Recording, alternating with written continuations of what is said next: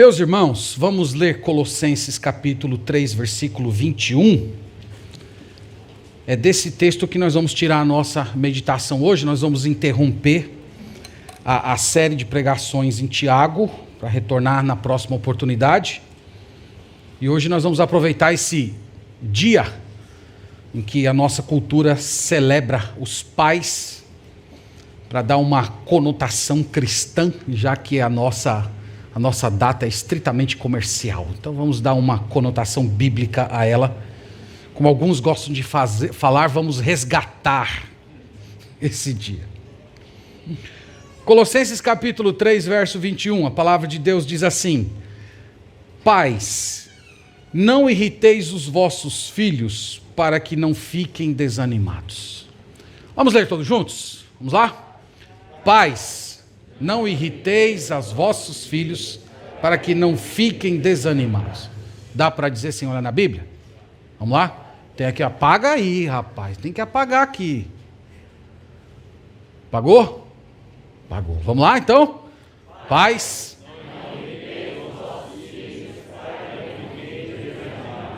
Muito bem.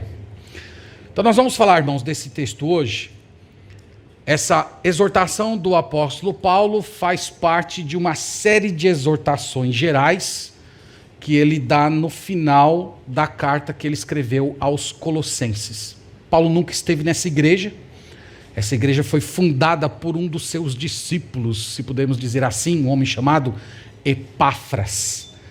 Mas Paulo tinha contato com aqueles irmãos, e aqueles irmãos estavam debaixo do apostolado dele. E ele escreveu essa carta, que é muito parecida com Efésios, e dentre várias exortações que ele trouxe para essa igreja, ele tratou a respeito do relacionamento entre pais e filhos. Então nós queremos esta manhã falar um pouco a respeito desse assunto, mas para a gente, irmãos, entrar nesse tema com os dois pés, nós temos que dar um passo atrás e falar um pouco a respeito da paternidade divina. Se a gente não falar inicialmente, se a gente não pensar na figura de Deus como sendo nosso Pai, nós nunca vamos conseguir estabelecer e elaborar corretamente como é que um pai deve exercer sua paternidade nesse mundo. Então é por isso que a gente tem que dar um passo atrás e lembrar um pouco da figura do nosso Deus, o Deus revelado nas Escrituras como nosso Pai. Bem, então na chamada oração do Pai Nosso, os irmãos lembram disso? O Senhor Jesus orientou os seus discípulos a chamarem o Deus Criador dos céus e da terra de Pai. Pai Nosso que estás nos céus. Então, cadê o meu ar-condicionado aqui? Ó? Cadê alguém aqui para ligar, por favor? Senão o pastor vai morrer de calor. Então, o Senhor Jesus orientou que os seus discípulos deveriam chamá-lo de Pai. E essa ideia, irmãos, da paternidade de Deus, ela é uma paternidade restrita. Em outras palavras, Deus não é o pai de todas as pessoas, embora na linguagem comum isso seja muito estabelecido. Mas basta você lembrar de diversas passagens do Novo Testamento, a exemplo de João capítulo 8, quando Jesus olha para aquelas autoridades judaicas que estavam se contrapondo a ele, e ele diz assim: se Deus fosse o vosso pai, vocês me amariam. Então, se vocês me amassem, isso seria a prova de que Deus é o pai de vocês. E mais um pouquinho à frente, no versículo 44, o Senhor Jesus diz quem de fato era o pai daquelas pessoas. Quem era? O diabo. Vós sois do diabo, que é o vosso pai. Então Deus não é o pai de todas as pessoas. Na verdade, a Bíblia fala que Deus é o pai apenas daquelas pessoas que receberam o Espírito Santo de Deus. Se você olhar Romanos capítulo 8, volta aí um pouquinho em Gálatas, eu estou em Gálatas, olha a minha cabeça como é que está. Romanos capítulo 8, versículo 9. Veja o que é dito aqui a respeito da paternidade divina.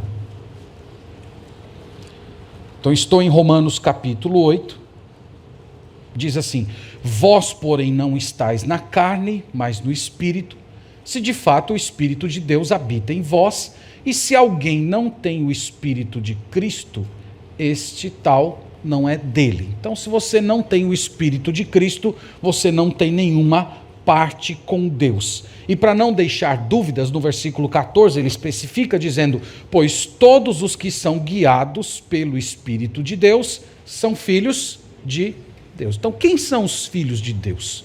Os filhos de Deus são aqueles que foram batizados no Espírito Santo. São aquelas pessoas que têm a habitação plena do Espírito Santo no seu coração. Lá em João capítulo 1, versículo 12 diz: mas a todos quantos o receberam, deu-lhes o poder de serem feitos filhos de Deus. Então não são todas as pessoas desse mundo que se encaixam na categoria de filhos de Deus, mas apenas aqueles que receberam. No verso 13, João diz: os quais não nasceram da vontade da carne, nem da vontade do homem, mas da vontade de Deus. Então você não se torna filho de Deus por ter nascido da sua mãe. Você se torna filho de Deus através do novo nascimento, do segundo nascimento da conversão. Quando o Senhor Jesus disse em Mateus capítulo 7, versículo 11, que se vós sabeis dar boas dádivas aos vossos filhos, quanto mais o vosso Pai Celestial. Ele está mostrando que nesse relacionamento entre pai e filhos, Deus nos dá dádivas. Quais são as dádivas que Deus nos dá? Bom, tudo aquilo que normalmente o apóstolo Paulo resume na palavra herança, que inclui perdão de pecados, justificação, purificação de pecado, consolo do Espírito Santo, futuramente a imortalidade, ressurreição, vida eterna, todas aquelas bênçãos que são resumidas pelo apóstolo Paulo na palavra herança. Irmãos, por que é fundamental a gente começar a falar de paternidade estabelecendo esses pontos aqui? Eu tenho duas justificativas. A primeira é que a paternidade humana, ela precisa ser padronizada a partir da paternidade divina. Então esse é o primeiro ponto. Nós temos que conhecer o nosso Deus como Pai para aprendermos a ser pais nesse mundo. Nós que somos pais deveríamos querer viver de tal maneira que nossos filhos enxergassem Deus como Pai através das nossas atitudes de paternidade. É por causa disso. Nossos filhos deveriam ver em nós um reflexo, ainda que imperfeito, da paternidade celeste.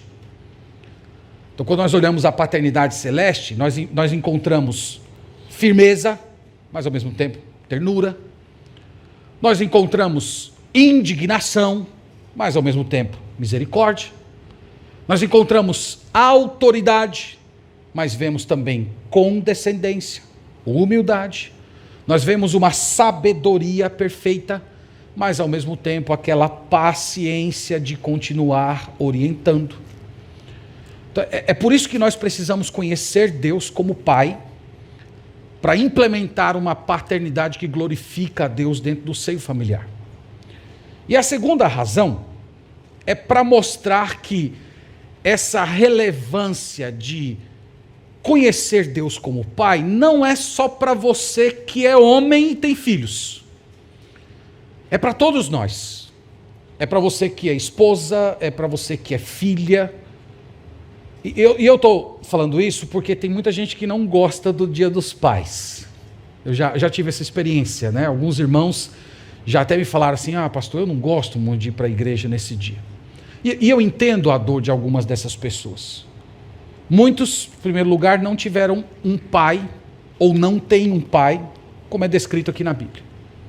Então, quanto mais essas pessoas olham para a Bíblia, aquilo que a Bíblia diz a respeito do ministério de um pai, aquilo que um pai deveria ser, essa pessoa contempla a sua própria vida, as suas experiências dentro de casa, e ela percebe cada vez mais o fracasso que é a sua família, e aquilo produz dor, aquilo produz ressentimento. Algumas pessoas já falaram isso: pastor, deveria ser um dia tão alegre, mas eu acabo saindo tão triste daqui, porque eu olho para as Sagradas Escrituras, para tudo aquilo que está sendo ensinado, e eu vejo que eu não tenho nada disso na minha vida e não tive durante toda a minha existência.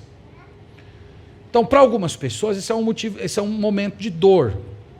Para outros, é um motivo de tristeza porque foram criados sem a presença do pai, ou perderam o pai. Então, muitos de vocês perderam pais nesse último ano por causa dessa pandemia terrível. Mas eu queria dizer que essa pregação é também para você. Então, enquanto nós estamos falando aqui com os pais, eu queria que você procurasse orientar sua mente a olhar para o alto e considerar que Deus está entre nós hoje pela manhã e Ele se oferece como seu pai. Ele está aqui para cercar o seu coração com o amor dele, de tal maneira que todas as suas carências afetivas de uma figura masculina, paterna, que cuida de você, todas elas sejam satisfeitas por meio do amor dele. Então essa pregação aqui não é só para os pais, essa pregação é para você também. Essa pregação é para que, por meio de cada atributo que nós vamos olhar aqui, a respeito de como deve ser um pai segundo a Escritura, você enxergue Deus tratando com você. Ah, Deus é assim comigo. Deus me olha dessa maneira. Deus me trata dessa maneira. Deus possui esse alvo comigo. Então pense nisso enquanto nós estamos considerando isso aqui. Então é dentro dessas observações que agora sim nós vamos entrar no versículo que nós memorizamos. Memorizamos? Vamos lá então? Pais.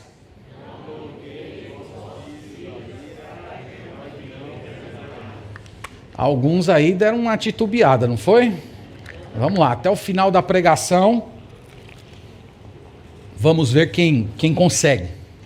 Meus irmãos, eu dividi o texto em duas partes. A primeira parte tem uma exortação, não irriteis os vossos filhos. E a segunda parte tem o propósito da exortação, para que não fiquem desanimados. Então é bem simples o texto. Eu vou começar pela segunda parte, eu vou começar pelo propósito, depois eu volto para a exortação. Então, o propósito de uma paternidade cristã é que você não faça o seu filho ser desanimado.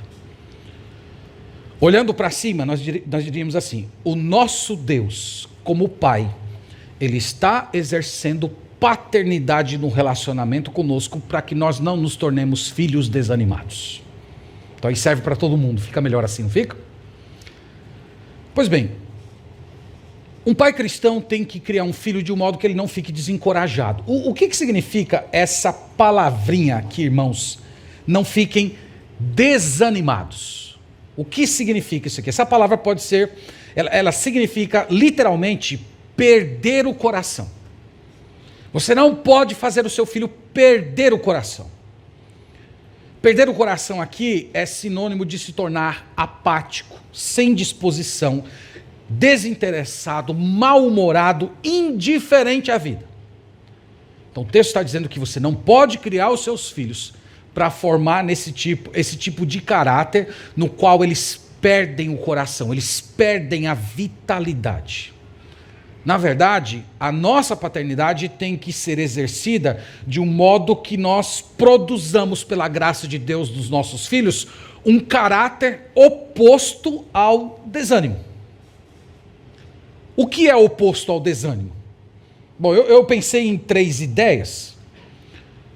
Uma pessoa, o oposto de você ser desanimado é você ser esperançoso. O oposto de você ser desanimado é você ser alegre. O oposto de você ser desanimado é você ser confiante e ser corajoso. O que eu estou tentando aqui, irmãos, dizer para vocês é que esse ensino de Paulo, não desanimem os vossos filhos, não é uma simples proibição. Não é simplesmente um mandamento de Deus para algo que você não deve fazer. Na verdade, essa negativa traz embutida nela mesmo o tipo de paternidade que nós temos que buscar. Ou o tipo de paternidade que Deus está implementando em nossa vida. Então, uma relação de pai e filhos que dá esperança ao invés de dar desânimo, que dá alegria ao invés de produzir desânimo. que produz confiança, coragem, ao invés de produzir desânimo. Todo pai, mesmo entre os pais descrentes, deseja isso para os seus filhos. Qual é o pai que não quer que o filho seja alegre? Qual é o pai que não quer que ele seja corajoso, que ele tenha disposição, que ele seja uma pessoa que leva a vida a sério?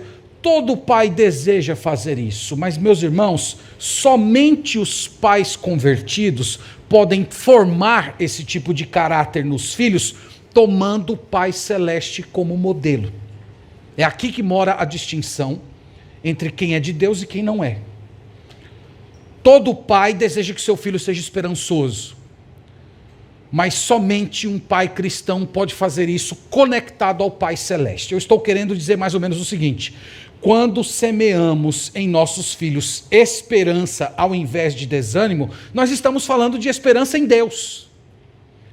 Nós não estamos falando de esperança em dinheiro, nós não estamos falando de esperança em educação, em popularidade, em sucesso profissional, em ter um bom casamento. Imagina que você estivesse lá em Colossos e chegou essa carta aqui na igreja, que você é membro lá, você está lá na Igreja Batista Regular de Colossos, né? Já tinha igreja. Brincadeira, viu? Tem uns haters aí que morrem quando a gente fica falando essas coisas, né?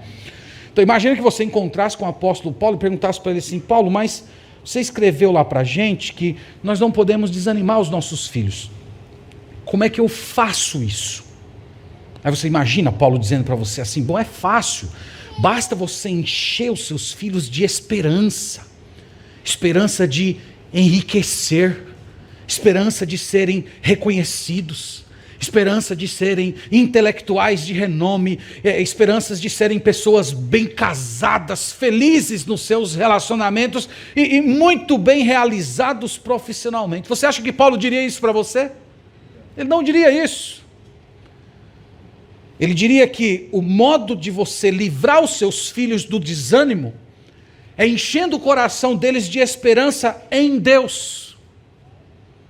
A mesma coisa com a felicidade. Imagina você lá encontra com o apóstolo Paulo pelas estradas ao redor ali de Colossos. Paulo, domingo, leram lá na igreja a carta que você mandou e você disse para os pais não desanimarem os filhos. Eu resolvi acatar a sua orientação ao fundo e de hoje em diante eu nunca mais vou desanimar meus filhos. Tudo que eles pedirem, eu darei. E assim eles vão ficar sempre felizes e não vão ficar desanimados. Porque toda vez que meu filho pede alguma coisa e eu digo não, eu vejo a cara de desânimo dos bichinhos. Não é assim que acontece? Você acha que Paulo ia concordar com isso? Ele não ia concordar com isso. Ele ia falar que há um tipo de alegria que é destrutiva.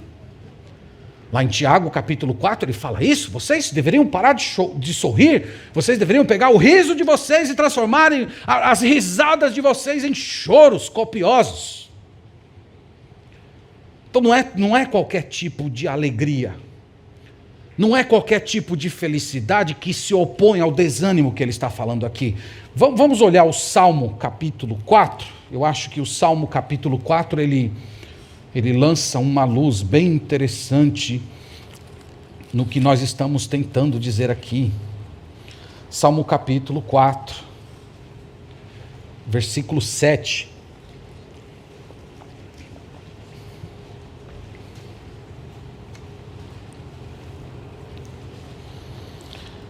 Aqui está a fonte da alegria, que é oposta ao desânimo que Paulo falou. Salmo capítulo 4, Salmo 4, verso 7 diz assim: mais alegria me puseste no coração do que a alegria deles, quando lhes há fartura de cereal e vinho. Veja que Paulo faz uma distinção entre a alegria dele e a alegria deles. Deles aqui são os ímpios, são os inimigos de Deus. E aqui é a alegria de quem está cheio de vinho. Então você pode imaginar aqueles nobres da antiguidade, naquelas festas que misturavam paganismo com bebedeira. E eles todos felizes lá enquanto estavam nas suas devassidões. Eles estavam experimentando um tipo de alegria, mas Paulo diz: Deus colocou uma alegria muito maior no meu coração. Ele colocou uma alegria muito superior na minha alma.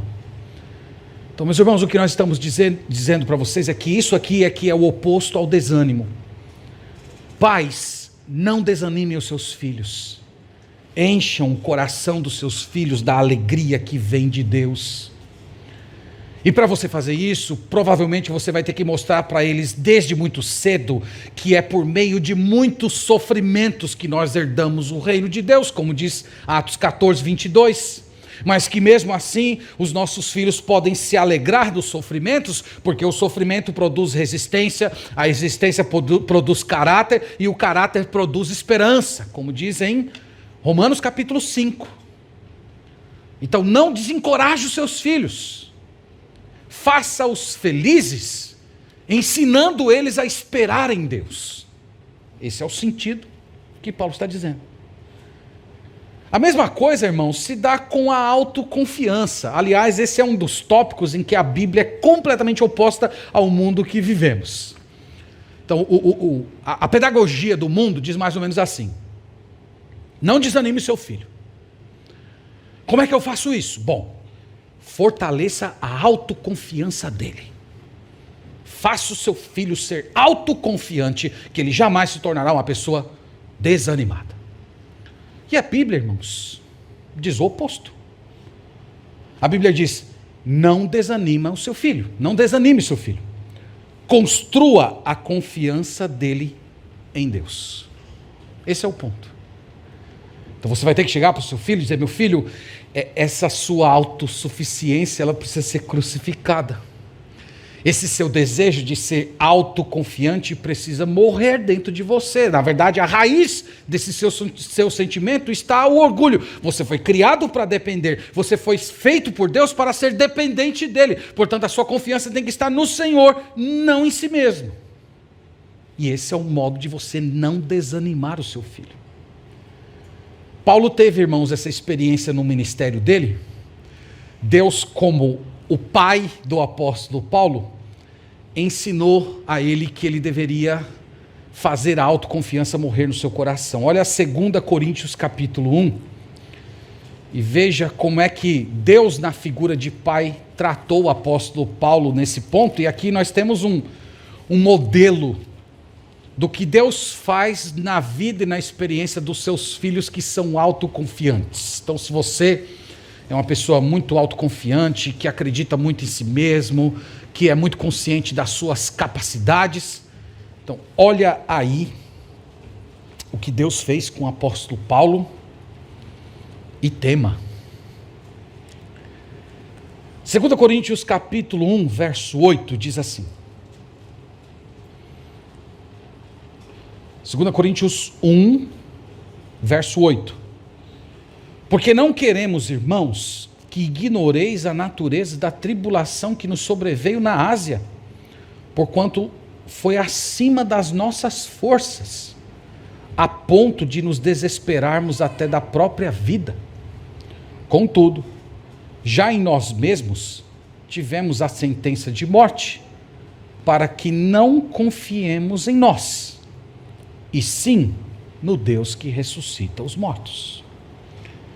Duas observações interessantes desse texto. Primeiro, a autoconfiança é um pecado enraizado.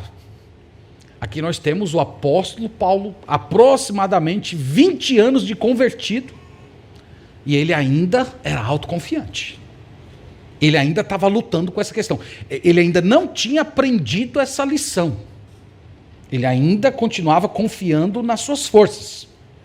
Essa é a primeira observação. Então veja que não é um pecado que você se liberta do dia para a noite. Segundo, Deus, como um pai amoroso e disciplinador, permitiu grandes aflições na vida e na experiência de Paulo, enquanto esteve na Ásia, para que ele deixasse de ser autoconfiante.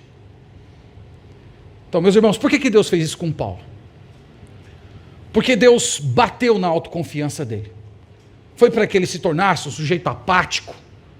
Foi para que ele Foi porque Deus queria que Paulo fosse um filho fraco, medroso, tímido? Não. É o oposto disso. É para que ele confiasse no poder e na graça de Deus. Então Deus não estava querendo fazer dele um sujeito fraco. Deus estava querendo que ele parasse de confiar na sua capacidade e acreditasse na capacitação que o Pai estava lhe dando para executar o seu ministério. Então, Paulo, não acredite em você, creia que eu estou contigo. Essa, irmãos, é a paternidade divina sendo exercida no coração das pessoas que são autoconfiantes. E isso aqui é um modelo para você que é pai. Então você que é pai, ou vocês que são pais, porque na exortação de Paulo são pais, inclui pai e mãe, o nosso objetivo, o nosso alvo, é fazer com que os nossos filhos desistam de si mesmos. Você já parou para pensar nisso? O mundo diz que nós temos que ensinar os nossos filhos a acreditar em si mesmos. Mas a paternidade bíblica ensina o oposto. Ela diz que nós temos que ensinar os nossos filhos a desistirem de si mesmos.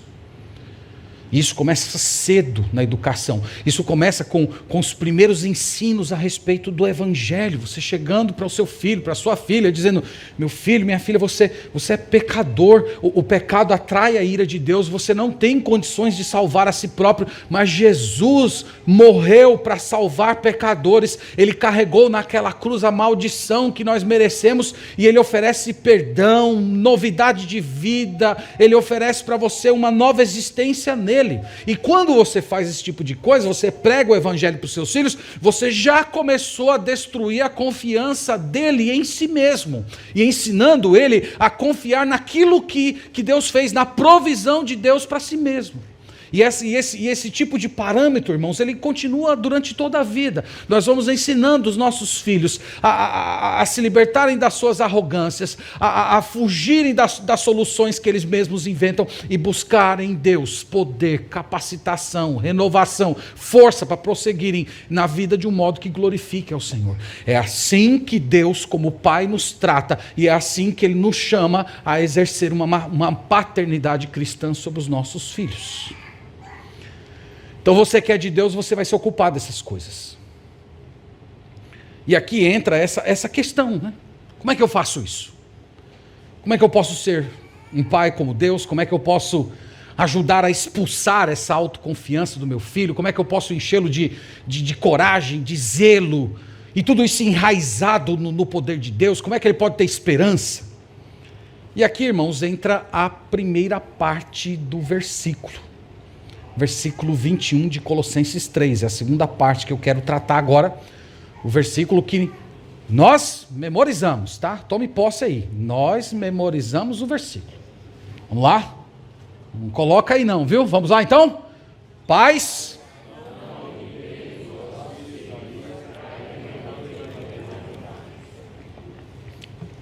Então a primeira parte do versículo diz: pais, não irriteis os vossos filhos. O que isso significa? Numa primeira leitura, talvez você vai se achar o pior pai do mundo, porque eu mesmo irrito meus filhos todos os dias. É uma vocação, não é? É por hora, às vezes por minuto. Está lá o menino olhando com cara feia para você. Quando é adolescente, vira por semanas. Não irriteis os vossos filhos. Vocês perceberam que é um mandamento na forma negativa? Novamente, é uma prática a ser evitado. Nós poderíamos dizer, irmãos, que essa exortação é um aviso contra a autoridade abusiva. É a autoridade abusiva que irrita o filho nesse contexto. E ao mesmo tempo aqui traz um alerta, é que por meio de uma autoridade abusiva, nós podemos simplesmente quebrar os nossos filhos por dentro, ao ponto deles se tornarem desencorajados de uma forma irremediável. Em Efésios 6,4, Paulo trata da mesma questão, ele diz: não provoque os seus filhos a ira. Então, em outras palavras, você tem que evitar tudo aquilo que arruína as coisas que nós falamos anteriormente. Tudo aquilo que arruína a confiança do seu filho em Deus. Tudo aquilo que deixa o seu filho sem esperança no Senhor. Tudo aquilo que desanima a sua criança de ser corajosa no Senhor.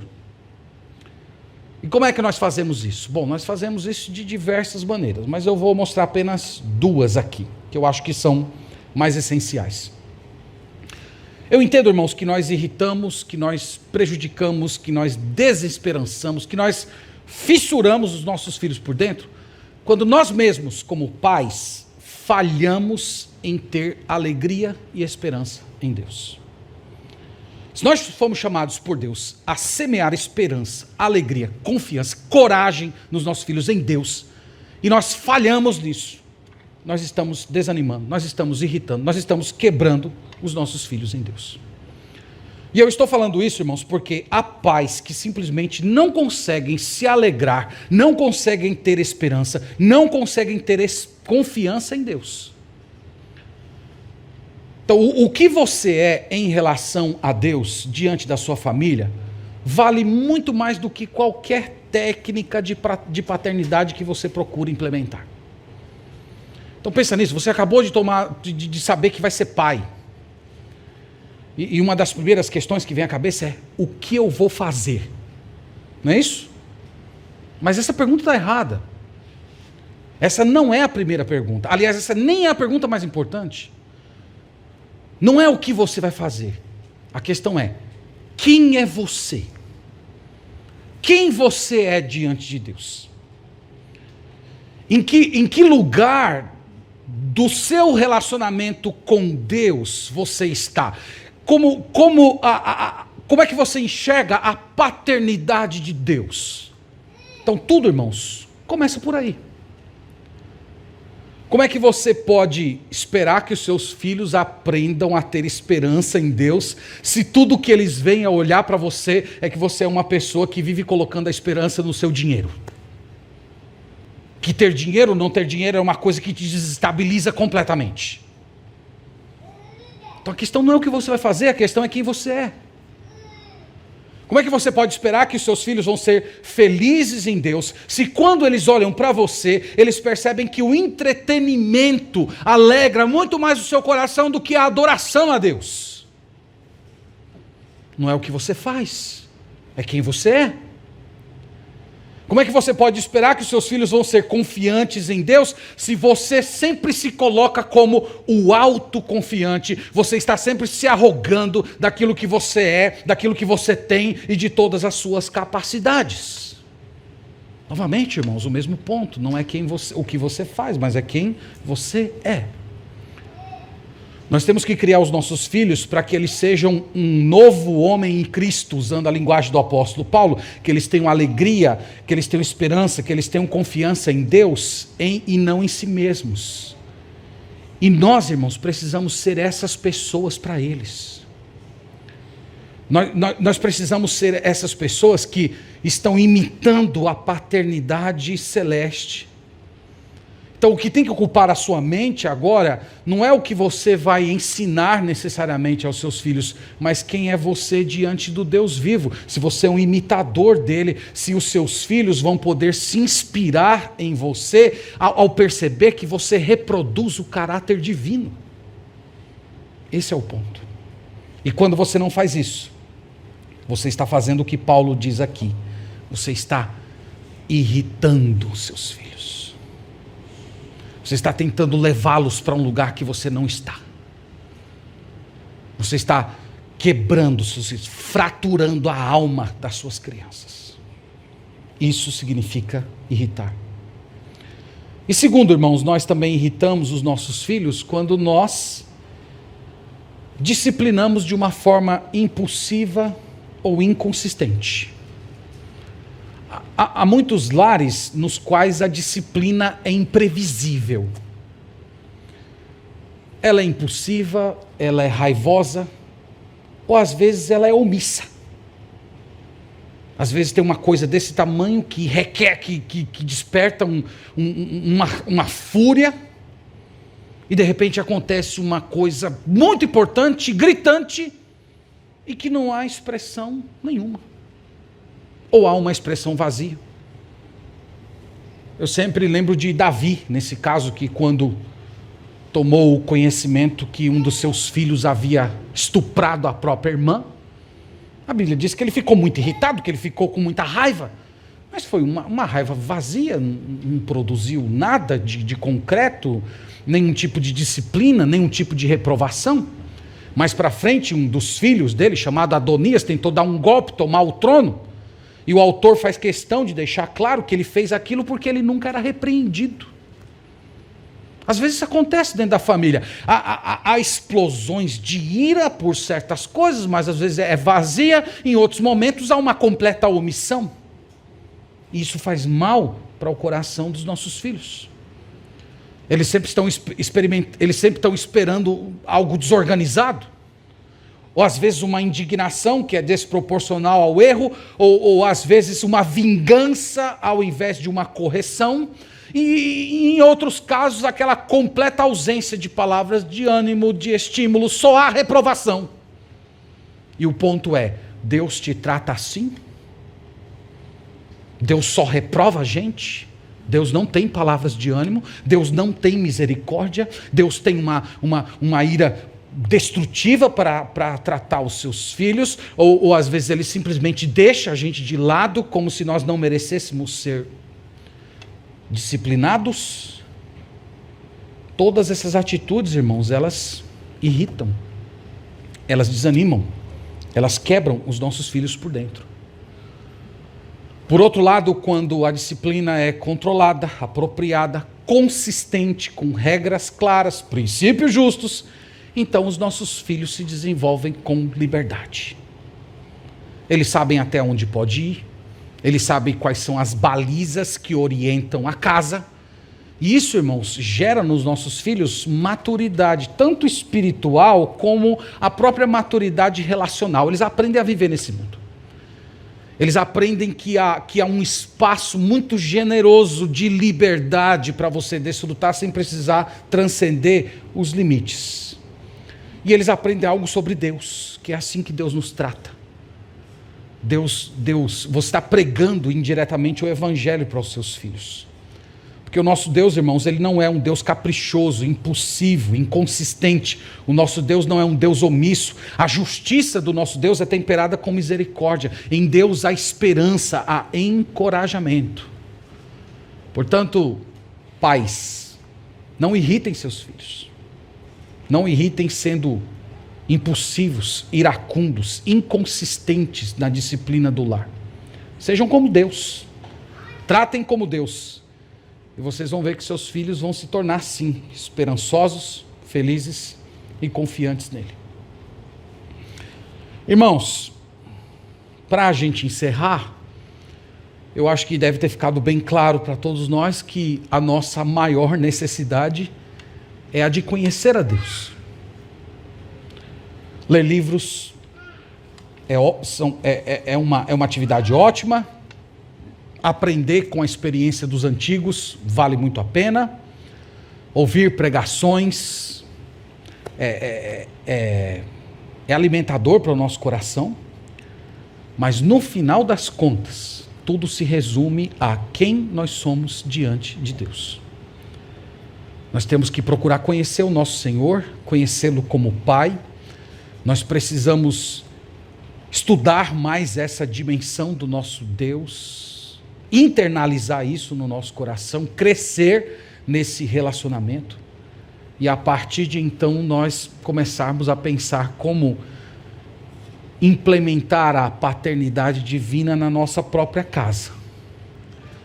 Entendo também que nós, pais, devemos nos arrepender, porque nós temos pecado muito nesses pontos. Nós temos confiado naquilo que nós aprendemos dos nossos pais, nós temos confiado na experiência que adquirimos com o passar dos anos e conduzido a nossa família simplesmente a partir de tradição. Eu não estou falando que a tradição não tem o seu papel, mas eu só estou falando que ela tem que estar subjugada à paternidade divina. Então se arrependa, você que tem pecado nesse ponto, você que não tem vivido essa paternidade bíblica até a sua profundidade, se arrependa, peça perdão a Deus, se necessário for, peça perdão até seus filhos por isso. E todos nós que estamos aqui, que temos pais ou não temos pais, que tivemos bons pais ou não tivemos pais tão bons assim, vamos recordar, irmãos, que Deus está entre nós, Ele é o nosso Pai por excelência. Ele é o nosso Pai eternamente. O Pai que nós tivemos aqui na terra. Você, especialmente você que tem ou teve um bom pai. Lembre-se disso. Essa pessoa que viveu na sua vida, que tanto bem te fez, é apenas uma demonstração imperfeita daquilo que o nosso Deus é como Pai para você. Conheça Deus, experimente o amor dele como Pai. Você que perdeu o Pai nesses últimos tempos, você que nunca teve a presença de um Pai, ou teve a convivência de um Pai omisso, olhe para o Senhor como Pai. Hoje talvez seja o dia de você orar e agradecer a Ele, por Ele ser o teu Pai, por Ele ter cercado o seu coração com amor, Ele ter se sacrificado por meio do seu Filho para te dar a vida eterna. Ore, agradeça e receba, acolha esse amor de Deus e você vai ver que todas as suas carências, tristezas vão ser superadas ao serem cobertas com o amor de Deus. Amém? Então vamos orar, irmãos, e vamos pedir isso ao Senhor.